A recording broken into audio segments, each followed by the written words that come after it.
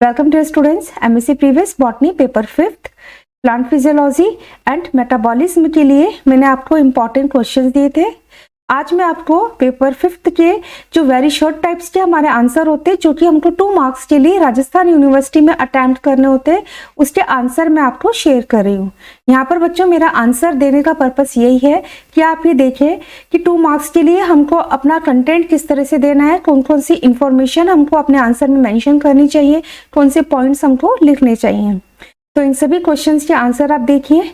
जो long questions दिए थे उनके आंसर आप प्रिपेयर करें। डेफिनेटली इससे आपको अपने एग्जामिनेशन में काफी हेल्प मिलेगी। तो चलिए पेपर का जो इंस्ट्रक्शन आता है बच्चों, मैंने इसको पहले आपको समझा दिया है, ठीक है।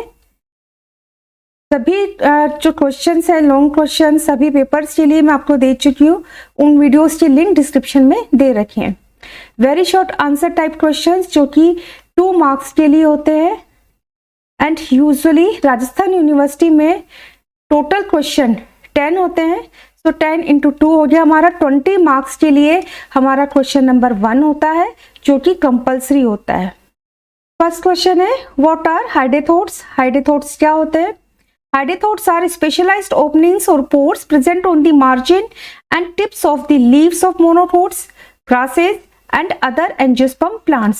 तो यहाँ पर हमने एक ही लाइन में बता दिया है कि जो हाइडेथोट्स है वो स्पेशल टाइप की ओपनिंग्स है या पोर्स है जो कि मोनोकोट प्लांट्स हैं, ग्रासेस हैं एंड कुछ और एंजियोस्पर्म प्लांट्स में लीव्स की मार्जिन एंड टिप्स पर प्रेजेंट होते हैं, which connects the plant vasculature to the external environment and responsible for the exudation of water droplet through the process of rotation। ठीक है, तो रोटेशन का जो प्रोसेस होता है जिसमें वाटर ड्रॉप की फॉर्म में निकलता है, तो उसके लिए ये रिस्पॉन्सिबल होते हैं। इन पोर्स के थ्रू जो वेस्कुलेचर होता है लीफ का, पूरे प्लांट का, वो एक्सटर्नल एनवायरनमेंट से कनेक्टेड होता है, ठीक है।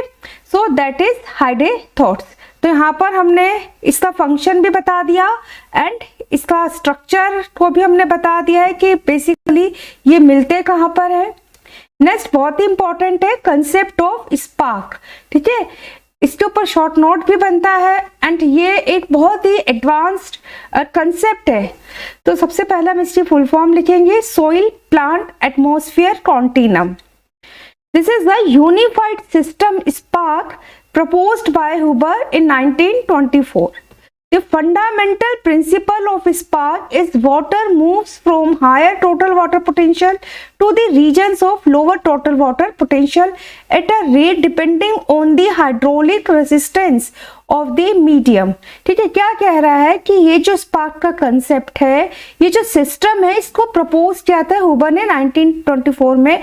और इसका बेसिक जो प्रिंसिपल है ना, जिसके ऊपर ये सिस्टम, ये कंसेप्ट हुबर द्वारा दिया गया, वो ये है कि जो वाटर होता है वो अपनी हायर वाटर पोटेंशियल से लोअर वाटर पोटेंशियल की तरफ फ्लो करता है, मूव करता है, और जो रेट होती है वो रेट डिपेंड करती है हाइड्रोलिक रेसिस्टेंस पर, ठीक है। मीडियम के हाइड्रोलिक रेसिस्टेंस पर डिपेंड करती है।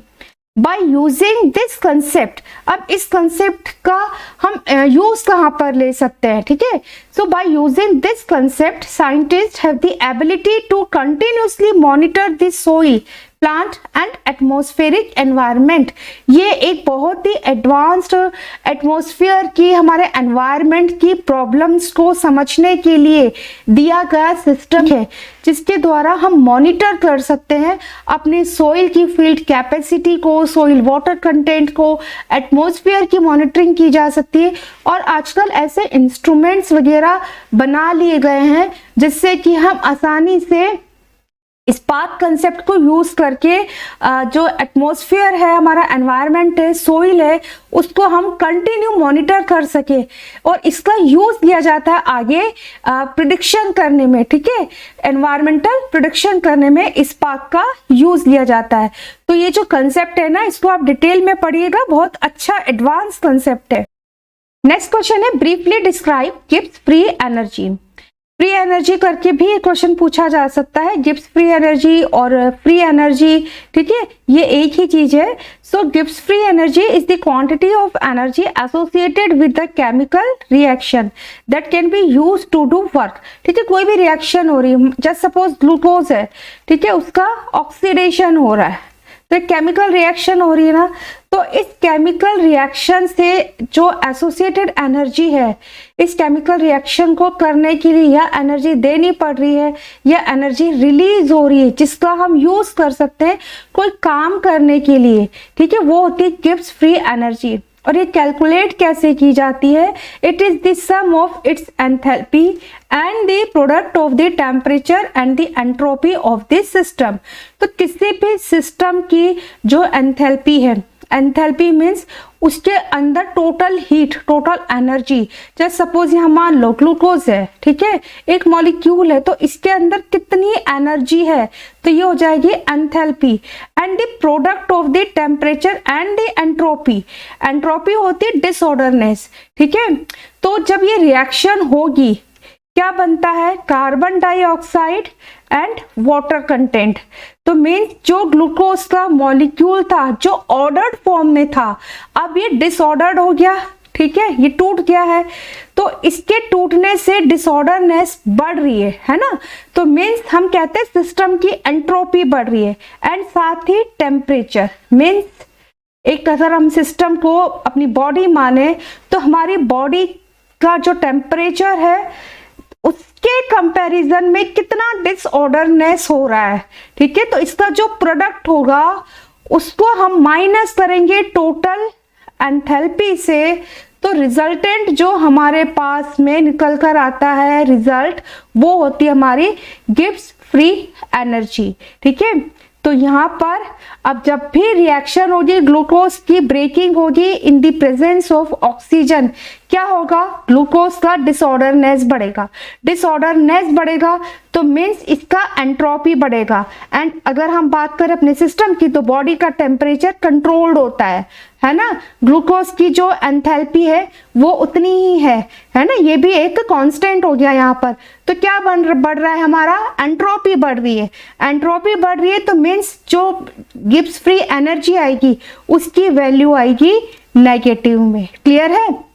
तो जब भी गिब्स फ्री एनर्जी नेगेटिव में आती है इसकी वैल्यू, तो इसका मतलब होता है कि इस रिएक्शन में हीट जो है वो रिलीज हो रही है, ठीक है, यहाँ पर हीट या एनर्जी जो है रिलीज हो रही है। और जब भी कोई एनर्जी रिलीज होती है तो वो हीट की फॉर्म में, रेडिएशन की फॉर्म में होती है, ठीक है। तो बायोलॉजिकल सिस्टम में जब हम बात करते हैं तो जो एनर्जी रिलीज होती है वो एटीपी की फॉर्म में स्टोर्ड हो जाती है, ठीक है। तो गिब्स फ्री एनर्जी जब हम कैलकुलेट कर लेते हैं, by calculating Gibbs free energy we can predict whether a biological process is spontaneous और नॉन स्पॉन्टेनियस। तो गिब्स फ्री एनर्जी को कैलकुलेट करने पर हम ये कैलकुलेट कर सकते हैं कि कोई बायोलॉजिकल प्रोसेस है वो स्पॉन्टेनियस होगा या नॉन स्पॉन्टेनियस होगा, ठीक है। जब भी जी की वैल्यू आप यहाँ पर बच्चों, आप जो इक्वेशन है ना इसको ऐसे भी समटाइम्स लिख सकते हैं, ये भी सही होता है, delta G is equal to delta H minus T delta S, ठीक है। तो जब डेल्टा जी की वैल्यू नेगेटिव में आती है मीन्स स्पॉन्टेनियस रिएक्शन हो रही है, जब पॉजिटिव में आती है तो इसका मतलब है वो नॉन स्पॉन्टेनियस है, एंडरगोनिक रिएक्शन है। एंड जब डेल्टा जी की वैल्यू 0 होती है तो मीन्स वो जो रिएक्शन है वो अब अपने इक्विलिब्रियम पर पहुंच गई है, ठीक है। तो इस तरह से हम गिब्स फ्री एनर्जी को समझ सकते हैं। नेक्स्ट हमारा क्वेश्चन है biological role of cyclic AMP, ठीक है। यहाँ पर साइक्लिक एएमपी का रोल हमको बताना है। साइक्लिक एएमपी को हम ऐसे स्मॉल सी एएमपी करके भी लिखते हैं। Cyclic AMP is also referred to as adenylic acid, ठीक है, इसको हम एडिनाइलिक एसिड भी कह सकते हैं। Serve as a second messenger for signal transduction at the cellular level, conveying CMP और साइक्लिक एएमपी डिपेंडेंट पाथवे। ठीक है, तो साइक्लिक एएमपी बेसिकली है क्या, ये एक सेकेंड मैसेंजर की तरह काम करता है सेलुलर लेवल पर सिग्नल ट्रांसडक्शन के लिए। Cyclic AMP also a role in the regulation of the passage of calcium ions through ion channels and also involved in the positive regulation of bacterial lac operon। ठीक है, इसके साथ ही cyclic AMP का important role होता है calcium ion के membrane के through, channels के थ्रू पास करने के लिए, और साथ ही बैक्टीरियल लेक ऑपेरॉन में ये पॉजिटिव रेगुलेशन का भी इसका इंपॉर्टेंट रोल होता है। तो this is the answer of biological role of cyclic AMP. Next question है मेटाबॉलिक सिग्निफिकेंस ऑफ पीपीपी। यहाँ पर हमको पेंटोज फॉस्फेट पाथवे का इंपॉर्टेंट रोल बताना है। So the pentose phosphate pathway PPP is a fundamental component of cellular metabolism. The PPP is important to maintain carbon homeostasis, to provide precursor for nucleotide and amino acid biosynthesis, to provide reducing molecules for anabolism and to defeat oxidative stress। तो यहाँ पर हमने जो pentose phosphate pathway चलता है इसकी importance बताइए, इसका कहाँ पर रोल है। एक तो ये कार्बन होम्योस्टेसिस को मेंटेन करता है, इसके साथ ही ये न्यूक्लियोटाइड है, अमीनो एसिड बायोसिंथेसिस है, इनके लिए प्रिकर्सर प्रोवाइड करता है, साथ ही ये एनाबॉलिज्म के लिए रिड्यूसिंग मॉलिक्यूल्स प्रोवाइड करता है, और ऑक्सीडेटिव स्ट्रेस में भी इसका इंपॉर्टेंट रोल होता है। तो यहाँ पर हमने पीपीपी का रोल बता दिया। नेक्स्ट है जीटीन ऑब्टेन फ्रॉम विच प्लांट। जीटीन को हम किस प्लांट से ऑब्टेन करते हैं। जीटीन क्या है, zeatin is the plant growth hormone in the cytokinin family.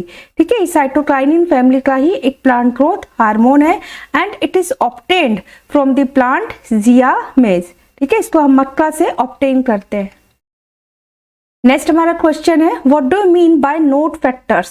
ठीक है, नोट फैक्टर से आप क्या समझते हो। तो यहाँ पर हमको बताना है कि नोट फैक्टर है क्या और ये इसका रोल क्या है, इसका यूज क्या है, क्या काम करता है ये।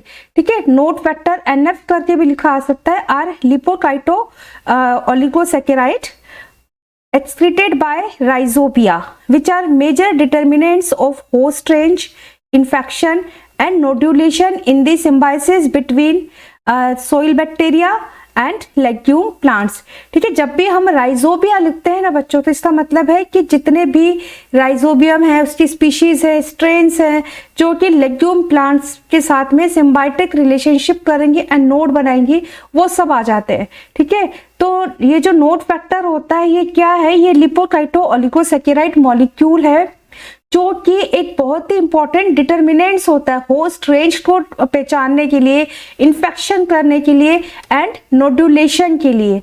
It act as a signal molecule. ठीक है, सिग्नल मॉलिक्यूल की तरह काम करता है। Trigger the activation of host genes. ठीक है, क्या करता है ये सिग्नल मॉलिक्यूल के जैसे जब काम करता है तो क्या ट्रिगर करता है, होस्ट के जो जीन्स हैं उनका एक्टिवेशन करता है, which leads to the curling of root hairs. ठीक है, जिसके कारण जो रूट हेयर्स है उनकी कर्लिंग स्टार्ट होती है, where penetration takes place and to the formation of nodule meristem that produce the nodule. ठीक है, तो ये जो सिग्नल मॉलिक्यूल के जैसे काम करता है, इसके होस्ट जीन के ट्रिगर करने से होस्ट जीन एक्टिव होते हैं, रूट हेयर्स की कर्लिंग होती है एंड देन फिर पेनिट्रेशन के लिए सिग्नल्स मिलते हैं एंड अल्टीमेटली नोड्यूल फॉर्मेशन होता है। नेक्स्ट हमारा क्वेश्चन है व्हाट इज एलएचसी। एलएचसी क्या होता है।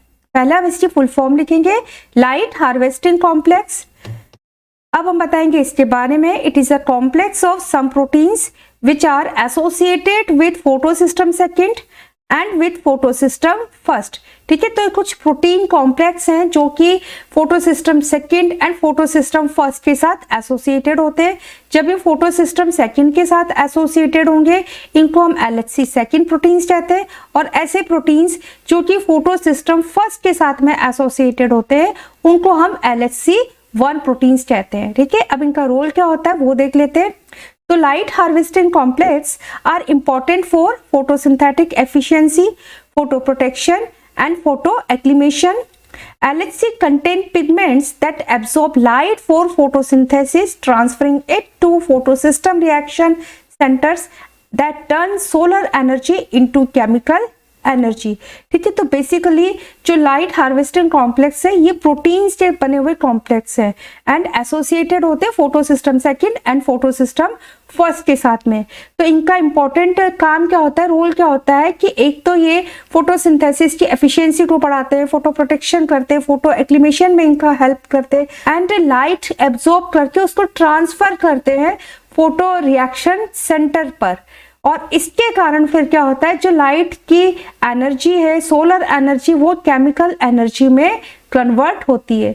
नेक्स्ट हमारा क्वेश्चन है, name the compound which links glycolysis with TCA cycle.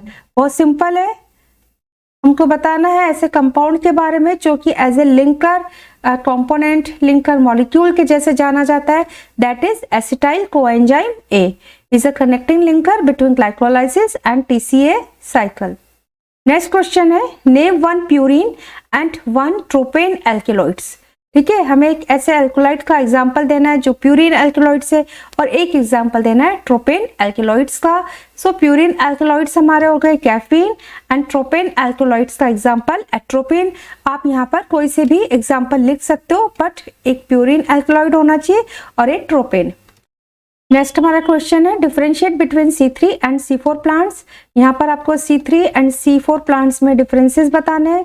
तो आप C3 प्लांट्स लिखे, इधर C4 प्लांट्स लिखे, बीच में लाइन ड्रॉ करके पॉइंट वाइज अपने आंसर को लिखते हैं। ठीक है, हमारा यहाँ पर फर्स्ट पॉइंट हो गया, जैसे C3 plant use C3 pathway और Calvin cycle for dark reaction. इसके सामने में हमारा पॉइंट हो जाएगा यूज C4 पाथवे और हैचेंसलेक पाथवे फॉर डार्क रिएक्शन। ठीक है, तो हमने पूरा स्टेटमेंट नहीं दिया और अपना बता दिया कि ये जो C4 प्लांट्स होते हैं ये C4 पाथवे को यूज करते हैं डार्क रिएक्शन के लिए। सेकेंड पॉइंट हो गया cool season plants and C4 के लिए आ जाएगा warm season plants. Then third point, first fix compound is phosphoglyceric acid. ठीक है, और C4 के लिए हो जाएगा first fix compound is 4 carbon oxaloacetic acid. तो अंडरस्टूड है कि यहाँ पर जो फॉस्फोग्लिसरिक एसिड बनता है 3 कार्बन कंपाउंड है, दैट इज वाई ये इनको हम C3 प्लांट्स कहते हैं। ये जो साइकिल चल रहा है C3 साइकिल है। ठीक है, नेक्स्ट हमारा हो जाएगा leaves do not have Kranz anatomy and C4 के लिए हो जाएगा leaves have Kranz anatomy. Next point, possesses only 1 carbon dioxide acceptor and C4 के लिए हो जाएगा possesses 2 carbon dioxide acceptor. Next point है chloroplast are single type and C4 के लिए हो जाएगा क्लोरोप्लास्ट आर डाइमॉर्फिक टाइप। ठीक है, dimorphic chloroplast. Next point, dark reaction takes place in the mesophyll cells and यहाँ पर हो जाएगा mesophyll cells perform only initial step of C4 cycle, dark reaction carried out in the bundle sheath cells. ठीक है, तो इस तरह से ये हमारे C3 C4 के बीच में डिफरेंसेस हो गए। नेक्स्ट क्वेश्चन है, what is ribozymes and its function. तो यहाँ पर आपको राइबोजाइम्स और इसके फंक्शन बताने। तो a ribozyme also called catalytic RNA enzyme that catalyzes a chemical reaction in a similar way to that of protein enzymes। ठीक है, क्या होते हैं राइबोजाइम्स, जिनको हम कैटालिटिक RNA भी कहते हैं या RNA एंजाइम्स है। और जिस तरह से प्रोटीन एंजाइम्स कैटालिसिस करते हैं, किसी केमिकल रिएक्शन को कैटालाइज करते हैं, उसी तरह से RNA भी एंजाइम के जैसे वर्क करता है जो कि कैटालाइज करता है केमिकल रिएक्शन में। ठीक है, तो राइबोजाइम्स मिलते क्या है, RNA एंजाइम्स होते हैं। Ribozymes are found in the ribosome where they join amino acid together to form protein chains and also play a role in the other reactions such as RNA splicing, transfer RNA biosynthesis and viral RNA replication. ठीक है, तो यहाँ पर इसका role आ गया कि जो RNA enzymes हैं, जो राइबोजाइम्स हैं, इनका इंपॉर्टेंट रोल होता है RNA स्प्लाइसिंग में, tRNA ट्रांसफर RNA बायोसिंथेसिस में एंड वायरल रेप्लिकेशन में। नेक्स्ट क्वेश्चन है, डिफाइन एबजाइम। यहाँ पर हमको एबजाइम्स को डिफाइन करना है। नाम से पता चल रहा है, here AB stands for antibodies. तो antibodies with catalytic activity is known as abzymes. ठीक है, ऐसी एंटीबॉडीज जिनमें कैटालिसिस करने की एबिलिटी होती है उनको हम एबजाइम कहते हैं। Abzymes have typical enzyme reaction characteristics and can catalyse a variety of chemical reactions. जिस तरह से एक एंजाइमिक कैटालाइज रिएक्शंस होती है, एंजाइम्स के जो कैरेक्टरिस्टिक प्रॉपर्टीज होती हैं, इसी तरह से एंजाइम्स भी इन कैरेक्टरिस्टिक प्रॉपर्टीज को रखता है। एग्जाम्पल के लिए हम लेकर समझ सकते हैं स्पेसिफिसिटी का, ठीक है, एंजाइम अपने सबस्ट्रेट के लिए स्पेसिफाइड होता है, इसी तरह एंजाइम्स भी अपने लिगेंड के लिए, अपने मॉलिक्यूल्स के लिए स्पेसिफिसिटी का कैरेक्टरिस्टिक प्रॉपर्टी को रखता है। सो एंजाइम कैटालाइज जो रिएक्शंस होती हैं, इसी तरह से कुछ ऐसी रिएक्शंस हैं जो कि एंजाइम्स कैटालाइज्ड होती हैं। एग्जाम्पल है ester hydrolysis, amide hydrolysis, acyl transfer, redox reaction and metal chelation. ठीक है, कुछ एग्जाम्पल है एंजाइम्स कैटालाइज्ड रिएक्शंस के। नेक्स्ट है what is compensation point. Compensation point क्या होता है? The compensation point is where light intensity is at the point where the rate of photosynthesis is equal to the rate of respiration। ठीक है, compensation point क्या है? वह point जिस point पर rate of photosynthesis and rate of respiration equal हो जाती हैं। ठीक है, तो उस पॉइंट को हम कहते हैं compensation point. At light intensities below this point, मान लो लाइट इंटेंसिटी इस पॉइंट से नीचे है तो उस समय फोटोसिंथेसिस कम होता है। एट हायर लाइट इंटेंसिटी, अगर हायर लाइट इंटेंसिटी में मोर फोटोसिंथेसिस होता है। ठीक है, this point is reached during early morning and late evening. अब ये कंपनसेशन पॉइंट्स पर कोई प्लांट है वो कब दिखाई देता है, कब पहुंचता है? During early morning and late evenings में। And respiration is relatively constant reaction where is photosynthesis depends on the amount of light. ठीक है, तो रेस्पिरेशन को जो रेस्पिरेशन है वो फोटोसिंथेसिस के कंपैरिजन में कांस्टेंट माना जाता है। तो जो कंपनसेशन पॉइंट है वो किसको अफेक्ट करता है? फोटोसिंथेसिस की रेट को बेसिकली वो अफेक्ट करता है। ठीक है, तो जब लाइट इंटेंसिटी प्लांट्स के जो कंपनसेशन पॉइंट है उससे कम होगी तो क्या होगा? फोटोसिंथेसिस कम होगा। अगर लाइट इंटेंसिटी ज्यादा होगी कंपनसेशन पॉइंट से तो उन प्लांट्स में फोटोसिंथेसिस जो है ज्यादा रेट पर होगा। ठीक है, बेसिकली वो ये कह रहा है, कंपनसेशन पॉइंट का कंसेप्ट ये बताता है हमारे को कि कब फोटोसिंथेसिस ज्यादा होगा, कब जो है रेस्पिरेशन की रेट बढ़ेगी और फोटोसिंथेसिस कम होगा। रेस्पिरेशन की रेट बढ़ती नहीं है लेकिन फोटोसिंथेसिस कम हो रहा है तो हम कह रहे हैं कि रेस्पिरेशन की रेट इंक्रीज होती है। ठीक है, नेक्स्ट क्वेश्चन है right any two physiological effect of cytokinin. यहाँ पर हमें साइटोकाइनिन के दो फिजियोलॉजिकल इफेक्ट बताने, तो आप कोई से भी दो यहाँ पर लिख सकते हो। फर्स्ट मैंने जैसे दिया सेल डिवीजन एंड सेकंड दिया सेल एक्सपेंशन और सेल इलोंगेशन। आप अदर्स टू इफेक्ट भी लिख सकते हो। नेक्स्ट क्वेश्चन है डिफाइन माइकेलिस कांस्टेंट, और इसको केएम वैल्यू करके भी ये क्वेश्चन पूछा जा सकता है। So Michaelis constant is the substrate concentration at which the reaction velocity is equal to the half of maximal velocity of the reaction. ठीक है, क्या बता रहा है माइकेलिस कांस्टेंट? हमें क्या बताता है कि सबस्ट्रेट की जिस कंसंट्रेशन पर जो रिएक्शन की वेलोसिटी है वो अपने मैक्सिमम के हाफ पर पहुंच जाती है। ठीक है, उसे हम कहते हैं माइकेलिस कांस्टेंट और Km।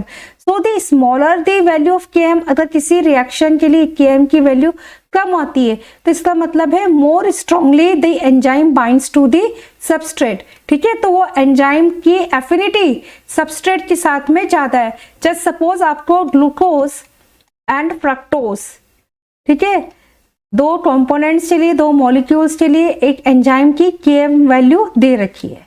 ठीक है, तो जिस भी एंजाइम के लिए Km वैल्यू कम होगी तो इसका मतलब है उस एंजाइम की एफिनिटी उस पर्टिकुलर सबस्ट्रेट के साथ में ज्यादा है। मान लो किसी पर्टिकुलर एंजाइम X के लिए ग्लूकोज की Km वैल्यू कम है तो उस एंजाइम X की एफिनिटी ग्लूकोज के साथ में ज्यादा है। तो Km वैल्यू हमको ये बताती है कि एंजाइम की एफिनिटी कौन से सबस्ट्रेट के लिए ज्यादा है, कौन से सबस्ट्रेट के लिए कम है। इसके ऊपर डिपेंड करता है कि जो हमारी रिएक्शन होगी, जो कैटालिसिस होगा और जिसके रिजल्टेंट प्रोडक्ट बनेगा। फाइनली एंजाइम जब भी किसी सबस्ट्रेट के साथ में बाइंड होता है, ठीक है, तो अल्टीमेटली उसका रिजल्ट क्या होता है, कोई प्रोडक्ट बनना, है ना। तो प्रोडक्ट जल्दी बनेगा या नहीं बनेगा, है ना। तो Km वैल्यू बेसिकली हमारे को ये बताती है कि रिएक्शन कितनी जल्दी कंप्लीट हो जाएगी, ठीक है। सो बहुत इंपॉर्टेंट है माइकेलिस कांस्टेंट और Km वैल्यू। एंजाइमेटिक काइनेटिक भी एक इंपॉर्टेंट क्वेश्चन होता है आपके लॉन्ग क्वेश्चंस के लिए, तो इसको भी तैयार कर लेना। नेक्स्ट है right in brief about inulin. यहाँ पर हमको इनुलिन के बारे में लिखना है। सो इनुलिन्स क्या होते हैं, are a group of natural occurring polysaccharides belongs to class fructosane that is consist of fructose residues in the furanose form and number of fructose unit is less than 100। ठीक है, समझ में आया। तो इनुलिन्स क्या है, पॉलीसैकेराइड्स ही हैं। अब किसके पॉलीसैकेराइड्स है, मीन्स पॉलीमर्स हैं, ठीक है। किसके पॉलीमर्स है, फ्रक्टोज के पॉलीमर्स है, जिसमें जो फ्रक्टोज है वो फ्यूरेनोस फॉर्म में होती है। एंड यहाँ पर नंबर ऑफ फ्रक्टोज मॉलिक्यूल्स कह लें या यूनिट्स कह लें, वो 100 से कम होता है। It generally occurs in the bulb of onion. कहाँ पर ये इनुलिन का स्टोरेज होता है, पॉलीसैकेराइड आपको पता है कि प्लांट्स में स्टोर्ड होते हैं, है ना। तो कहाँ पर ये मिलते हैं, bulb of onion, garlic, in dahlia plant and chicory. It is white crystalline powder used as a dietary fibre. ठीक है, तो आजकल इनुलिन का वाइट क्रिस्टल पाउडर बनाया जाता है एक्सट्रैक्ट करके इसको, और यूज किया जाता है एज ए डाइटरी फाइबर में। नेक्स्ट हमारा क्वेश्चन है what are phytosterols, give any 2 examples. तो हमको बताना है कि फाइटोस्टेरोल्स क्या होते हैं, कोई भी 2 एग्जांपल लिख देने हैं। सो फाइटोस्टेरोल्स आर ऑब्टेन्ड फ्रॉम प्लांट्स, या हम ऐसे भी लिख सकते हैं प्लांट बेस्ड स्टेरोल्स, ठीक है, आर फाइटोस्टेरोल्स सिमिलर टू कोलेस्ट्रॉल। ठीक है, कोलेस्ट्रॉल जैसा होता है ना, कोलेस्ट्रॉल किस में मिलता है, एनिमल्स में, है ना। तो फाइटोस्टेरोल्स प्लांट से ऑब्टेन्ड होते हैं that serve as structural components of biological membrane of plants. ठीक है, एनिमल्स में जो मेम्ब्रेन होती है उसमें कोलेस्ट्रॉल इंपॉर्टेंट एक कंपोनेंट जैसे होता है, तो ऐसे ही प्लांट्स में फाइटोस्टेरोल्स होते हैं। एग्जाम्पल है अर्गोस्टेरोल्स एंड स्टिग्मोस्टेरोल्स। नेक्स्ट हमारा क्वेश्चन है what is Richmond Lang effect. Richmond Lang effect क्या है, it is one of the physiological effect of cytokinin hormone. ठीक है, साइटोकाइनिन हार्मोन का एक फिजियोलॉजिकल इफेक्ट है जिसको हम रिचमंड लैंग इफेक्ट कहते हैं, क्योंकि इसको डिस्कवर किया था रिचमंड एंड लैंग साइंटिस्ट ने। ठीक है, in which hormone causes delay in the process of ageing and senescence. क्या देखा गया कि अगर हम साइटोकाइनिन हार्मोन का एक्सोजीनसली उस प्लांट्स में, ज़ेंथियम में बेसिकली डिस्कवर किया था, इसको इंसर्ट करते तो उन प्लांट्स में साइटोकाइनिन की सप्लाई करने से एजिंग एंड सीनेसेंस जो है ये प्रोसेस डिले हो जाता है। During this effect there is prevention of the protein degradation and nutrient immobilization. ठीक है, तो जब हम साइटोकाइनिन हार्मोन को एक्सोजीनसली सप्लाई कर रहे हैं तो होता क्या है, क्यों रुक जाती है एजिंग एंड सीनेसेंस, क्योंकि जो प्रोटीन डिग्रेडेशन है वो उसकी रेट कम हो जाती है, वो रुक जाता है, न्यूट्रिएंट इमोबिलाइजेशन कम हो जाता है, इसलिए एजिंग भी डिले हो जाती है। तो this effect of cytokinin is known as Richmond Lang effect as it was discovered by Richmond and Lang in Xanthium plant. Next question है what do you understand by process gluconeogenesis? Gluconeogenesis process आप क्या समझते हो? The formation of D-glucose from non-carbohydrate precursor is called gluconeogenesis. Non-carbohydrate precursor से means fat से, ठीक है, या अमाइनो एसिड से या लैक्टेट से, पायरुवेट से जो है ग्लूकोज को बनाना, डी ग्लूकोज को फॉर्म करना, तो ये जो प्रोसेस होता है ये ग्लूकोनियोजेनेसिस होता है। तो gluconeogenesis largely occur in the liver cells at the time of starvation. ठीक है, जब लंबे समय तक भूखे होते हैं, फूड नहीं लिया होता, हमारी बॉडी को ग्लूकोज की नीड होती है, तो बॉडी जो है लैक्टेट एसिड है, पायरुवेट है, ग्लिसरॉल है, जो कि साइट्रिक एसिड साइकिल के इंटरमीडिएट्स होते हैं, उनको यूज करने लग जाती है और ग्लूकोज का फॉर्मेशन होना स्टार्ट हो जाता है। तो this is a gluconeogenesis. Next question है name any two pathway for biosynthesis of auxin. तो यहाँ पर हमें ऑक्सीन बायोसिंथेसिस के दो पाथवे के नेम लिखने हैं। फर्स्ट हो गया हमारा indole pyruvic acid pathway and second one is tryptamine pathway.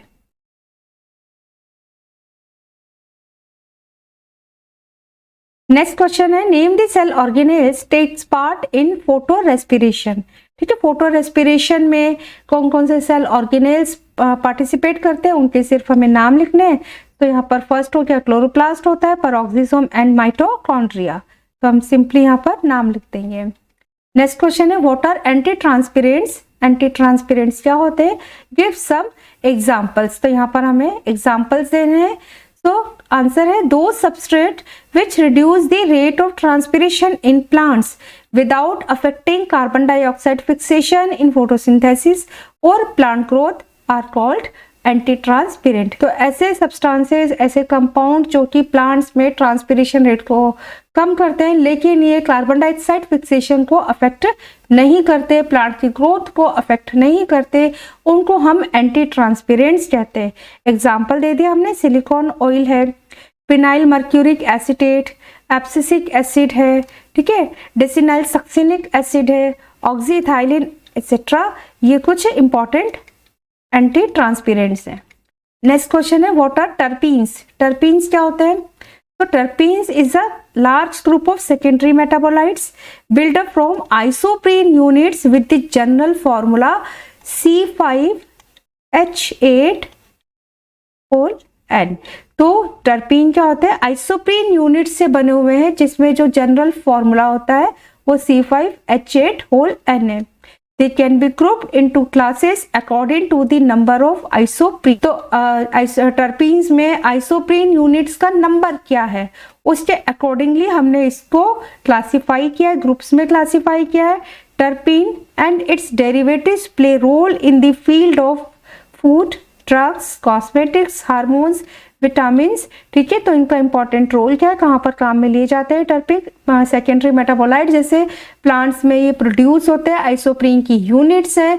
And कितने नंबर में आइसोप्रीन की यूनिट्स हैं, जैसे मोनोटर्पीन्स है, डाइटर्पीन्स हैं, ठीक है, तो उसके या इनके डेरिवेटिव्स होते हैं जैसे टर्पिनोइड्स हैं।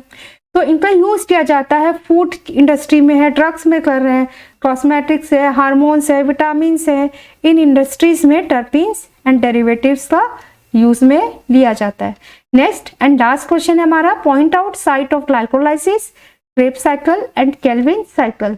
यहाँ पर ये तीनों जो प्रोसेस है, बायोलॉजिकल प्रोसेस, ये कहाँ होते हैं इसकी साइट हमें बतानी है। So glycolysis cell cytoplasm, Krebs cycle mitochondrial matrix and Kelvin cycle chloroplast stroma। So students, these are important question for MSc previous botany paper 5th plant physiology and metabolism। Hopefully आपके लिए very short types के questions and long questions जो कि मैंने आपको पहले दिए आपके एग्जामिनेशन की तैयारी में बेनिफिट करेंगे। किसी भी क्वेश्चन के रिगार्डिंग आपकी कोई क्वेरी है, डाउट है, तो आप मुझे कांटेक्ट कर सकते हो, मुझे मैसेज कर सकते हो। Thank you so much students.